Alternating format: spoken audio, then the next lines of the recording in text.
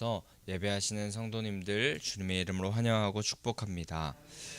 우리가 고난과 광야의 시간을 통하여서 대면하여서 말씀을 나누는 것이 이렇게 귀하고 감사한 일인지 다시금 우리가 깨닫게 되었으니 이제 더욱 이 새벽의 시간을 사모하고 또 함께 예배하고 기도하는 시간을 사모하셔서 주님과 더욱 가까워지시고 또 함께 서로가 더 사랑하고 가까워지는 시간이 되기를 소망합니다.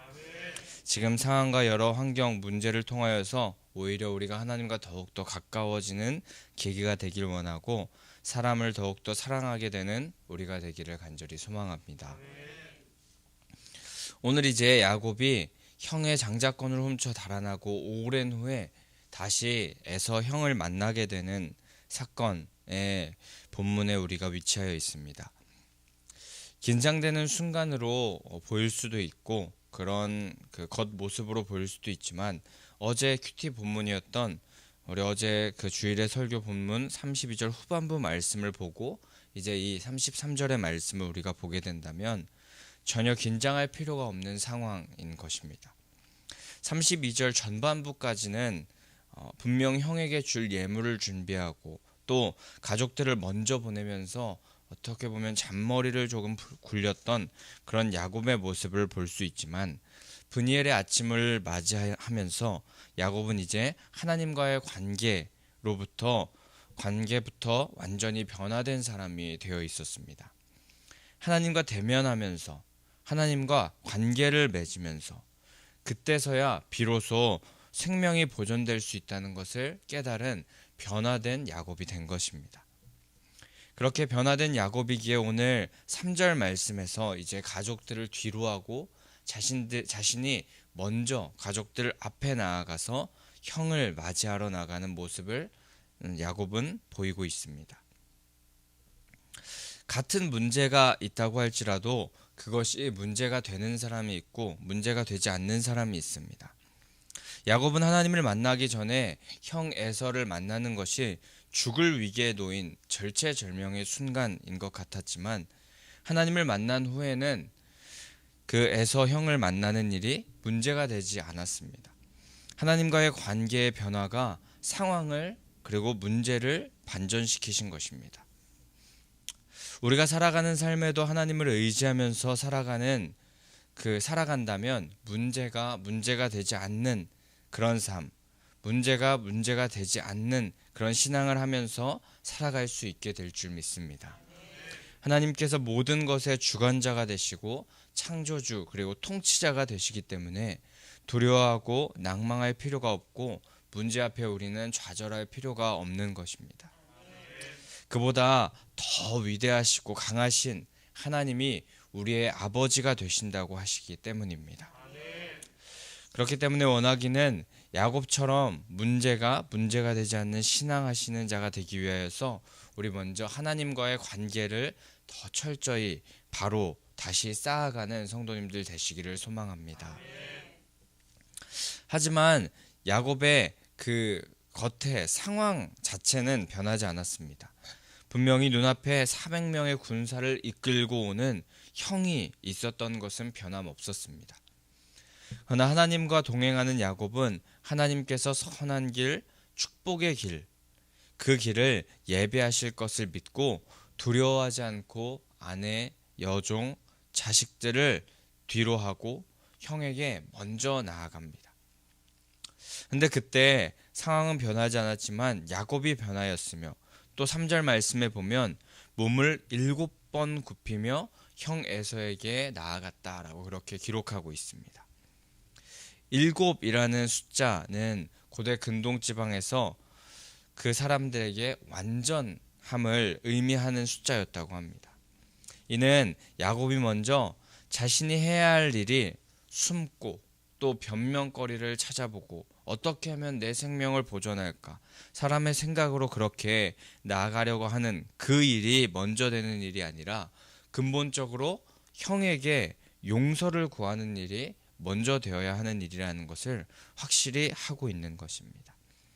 그는 형의 장자권을 빼앗고 축복도 빼앗고 달아나면서 분명히 잘못한 일이 있으니 이제 그에 대한 마음을 먼저 확실히 표현하고 존경과 예의를 또한 갖추면서 다가가는 그 모습을 보이는 것입니다. 이 모습을 보며 우리는 생각해 볼 수 있습니다. 가끔 우리들이 살아가는 삶에서도 사람과의 관계 가운데서 깨어지는 잘못된 모습으로 갈등이 생기고 다툼이 생기고 싸움이 생길 때가 있습니다. 근데 이때에 하나님 앞에서 그 감정을 정리할 필요가 분명히 있지만 거기서 끝나서는 안 됩니다. 분명히 잘못을 범한 사람이라면 그 잘못한 사람에게 가서 잘못을 시인하고 용서를 구하는 일이 하나님과의 관계를 바로 한 후에 그 이후에 이어져야 하는 일입니다. 하지만 창피하고 또 쑥스럽다고 생각하면서 용서를 구하는 일을 우리가 건너뛰는 그런 경우를 자주 우리의 삶 가운데 발견하고는 합니다. 그리고 자신의 잘못을 시인하지 않는 경우도 있습니다. 오늘 야곱이 행하였던 것처럼 우리는 하나님과의 관계를 바로 한 후에 우리 사람과의 관계에서 어긋난 부분이 있다면 시인하고 용서를 구하면서 정중히 대하는 그 야곱의 모습처럼 우리도 그렇게 살아가야 할 줄 믿습니다. 혹시 지금 성도님들의 삶 가운데 자신의 잘못으로 인하여서 깨어진 관계가 있다면 진심으로 존경과 예의와 또 미안함의 마음을 담아서 용서를 구할 줄 아는 하나님의 자녀들, 하나님의 백성들 되시길 소망합니다. 혹은 앞으로도 이런 일이 생길 때에 그리스도인의 자세는 뻣뻣하게 변명만 나열하거나 또 무마하려는, 회피하려는 자가 아니라 겸손히 잘못을 인정하고 용서를 구하는 모습이 바른 그리스도인의 자세인 줄 믿습니다. 그렇게 하나님과의 관계를 잘하고 또 그리스도인의 마땅한 자세인 잘못을 시인하고 용서를 구하는 용기를 그 사람들 앞에 또 하나님 앞에 보인다면 결국 오늘 야곱과 같이 놀라운 은혜의 사건이 우리의 삶 가운데도 펼쳐지게 될 줄 믿습니다. 그렇게 하나님과의 관계를 바로하고 사랑으로 사람과의 관계에서 행하니 이제 4절 말씀에서 보게 되면 그런 야곱의 모습에 에서가 달려와서 야곱의 목을 어긋 맞추고 입을 맞추며 울기 시작합니다. 우리가 상식적으로 생각했던 것과는 완전히 다른 모습으로 상황이 흘러가고 있는 것입니다. 사기를 치고 도망간 동생을 잡기 위해서 400명의 군사를 이끌고 온 것 같은데 갑자기 동생을 안고 우는 모습을 보이는 것이 겉으로는 이해가 되지 않을 수 있습니다. 이렇게 이해가 되지 않는 일이 일어난 것, 그것은 사람의 어떠한 힘으로 사람이 어떻게 힘을 써서 되는 것도 아니었고 야곱이 어떻게 사전 작업을 잘 해놔서 되는 그런 일도 아니었습니다. 이런 상황이 가능한 것은 야곱이 하나님과의 관계를 바로하고 하나님의 은혜를 간절히 구하며 나아갔던, 축복을 구하며 나아갔던 그런 모습으로 기인한 하나님의 은혜이고 사랑이었음을 우리가 기억하기 원합니다. 문제 앞에 자신의 힘과 능력을 내려놓고 브니엘의 아침을 맞이하며 하나님의 얼굴을 구하는 사람, 그런 사람은 하나님의 은혜로 지키시고 보호하시는 그 하나님의 놀라우신 섭리가 함께 한다는 것입니다. 몇몇 목사님의 그 설교를 듣다 보면은 이 야곱이 또 허벅지 관절이 어긋나서 절뚝거리면서 걸을 수밖에 없는 상황이었는데 그것을 보고 에서의 마음이 더 측은해졌다, 불쌍히 여기는 마음이 생겼다라고 그렇게 말씀하시는 그런 목사님들의 설교도 제가 몇 번 들었는데 이와 같이 모든 것이 이 허벅지 관절을 어긋나게 하신 것도 하나님께서 하신 일이고 하나님께 모든 것을 맡기면서 의지하면서 나아갔을 때 사람의 그런 시선과는 전혀 상관없이 완벽하게 선하게 이끄시는 하나님의 계획이 우리의 삶 가운데 함께 한다는 것 우리는 기억하면서 하나님의 은혜를 더욱더 사모하고 하나님의 인도하심을 더욱더 의지하는 성도님들 되시기를 소망합니다. 어떤 상황에도 우리의 생각과 판단보다 더 선하시고 안전하고 놀라운 길을 하나님께서 펼쳐주실 수 있다는 사실 우리가 기억하기 원합니다.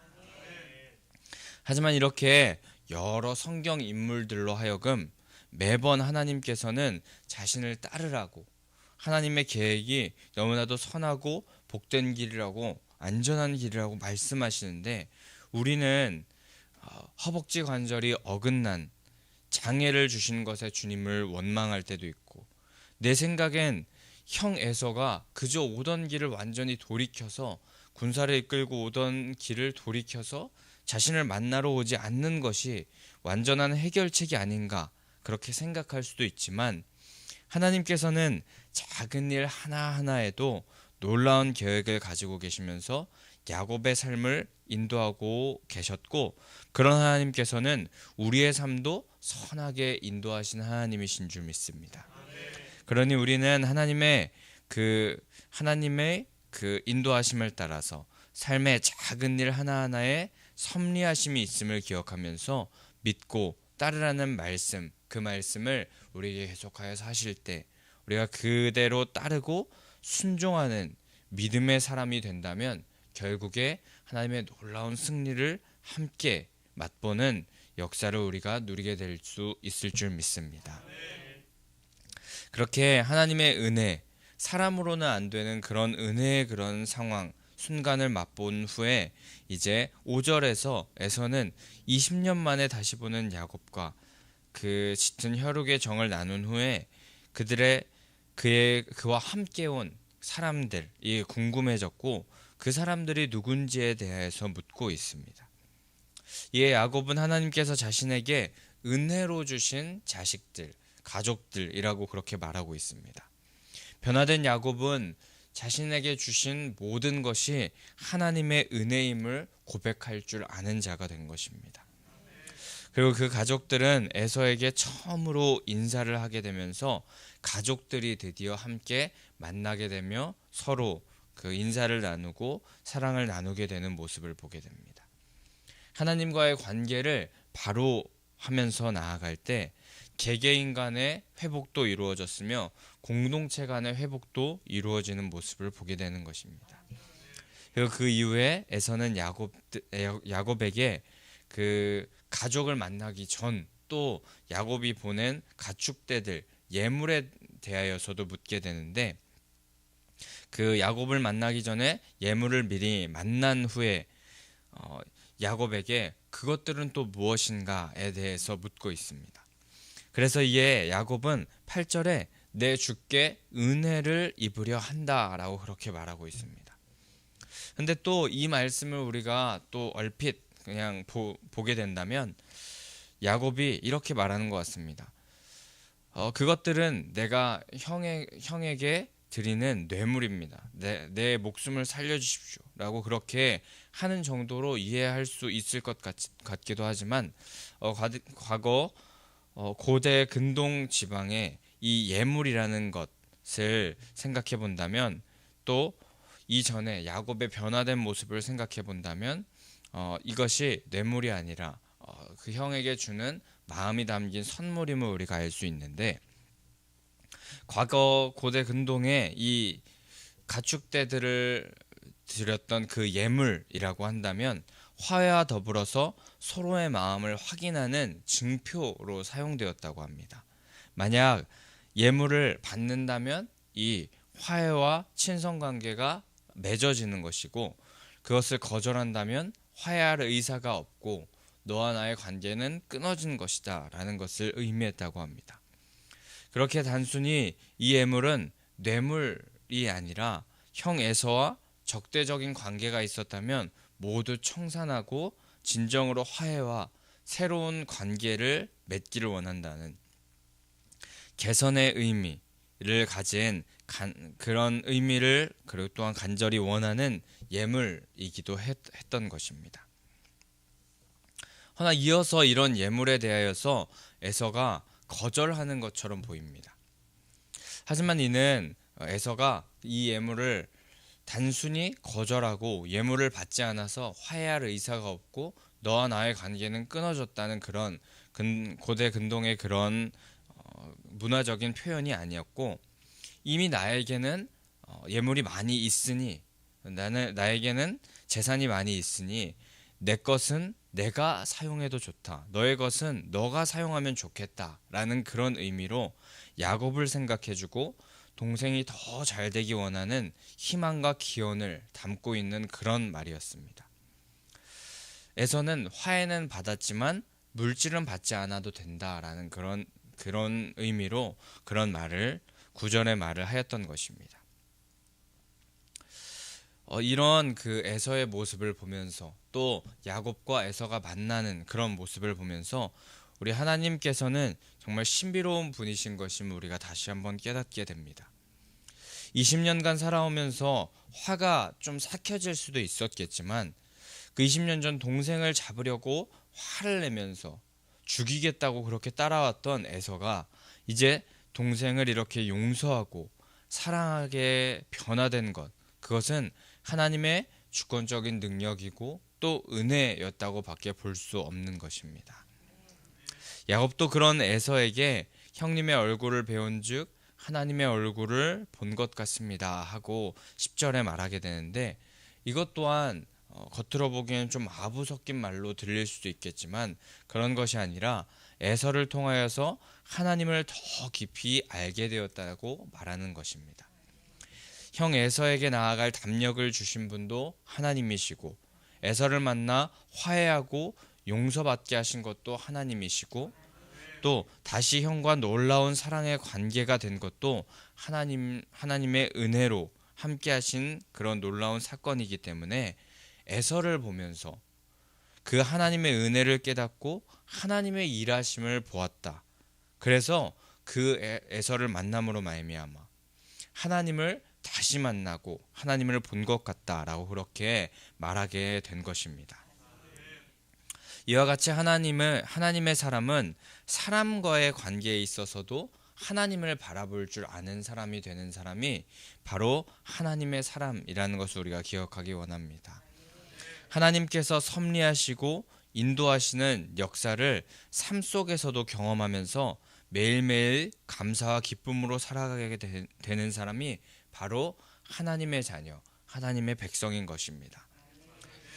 우리에게 놓여진 그 살아가는 삶, 또 상황은 동일할 수 있지만 그 속에서 하나님을 발견할 수 있는 사람이 있는가 하면 하나님의 손길을 전혀 인지하지 못하는 사람이 있을 텐데, 하나님의 백성, 하나님의 자녀라고 한다면 하나님의 손길, 하나님께서 인도하심을 매일매일 느끼며 만나는 사람의 얼굴 속에서 하나님의 얼굴을 발견하면서 하나님의 은혜를 깨닫고 감사할 줄 아는 자, 그런 사람이 하나님의 사람, 하나님의 백성임을 기억하면서 우리가 그런 사람, 매일매일 하나님을 만날 줄 아는 사람 되시기를 소망합니다.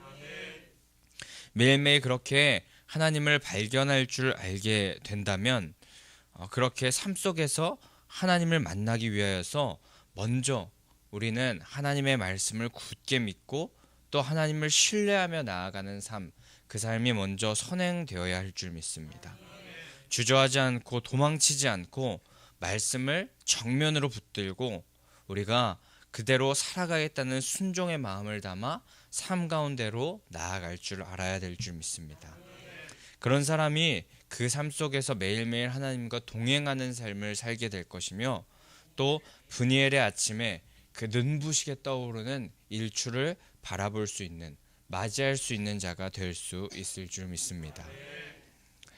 같은 문제이지만 문제가 되지 않는 그런 믿음, 또 그런 상황 속에서도 선하게 인도하시는 하나님을 신뢰하며 동행할 줄 아는 신앙, 그런 믿음과 신앙의 삶을 살아내는 성도님들이 여기 모인 모든 성도님들, 함께 예배하는 우리 교회 모든 성도님들 되시길 소망합니다. 하나님께서 오늘도 그렇게 살아가려고 할 때 우리에게 사람과 사람과도 화해되고 회복되게 하시고, 또 하나님과도 화해되고 회복되게 하시며, 또 삶 가운데 하나님의 은혜를 마음껏 베풀어 주실 줄 믿습니다. 그 하나님께 오늘도 우리가 여전히 함께 하심에 감사를 고백하면서 주님과 더 깊은 교제를 하면서 동행하면서 그렇게 나아갈 때 하나님께서 주시는 놀라운 은혜를 발견하는 하루를 우리가 맞이할 수 있을 줄 믿습니다. 그 하나님과 오늘도 동행하면서 하나님께서 주시는 복을 마음껏 누리시는 성도님들 되시기를 간절히 소망하고 축복합니다. 우리가 그럼 이 시간에 함께 우리와 늘 함께 계시는 우리를 지켜주시는 하나님 382장으로 찬송하신 후에 기도하며 나아가겠습니다.